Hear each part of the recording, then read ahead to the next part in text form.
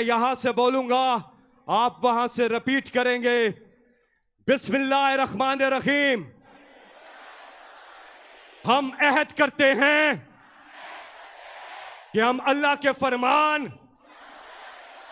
अमर bill मारूफ व नही अनिल मुनकर पर अमल करेंगे। हम हमेशा हक के साथ खड़े होंगे और बातिल को रद्द करेंगे। हम अहद करते हैं कि हम अल्लाह के सिवा कभी किसी के सामने नहीं झुकेंगे।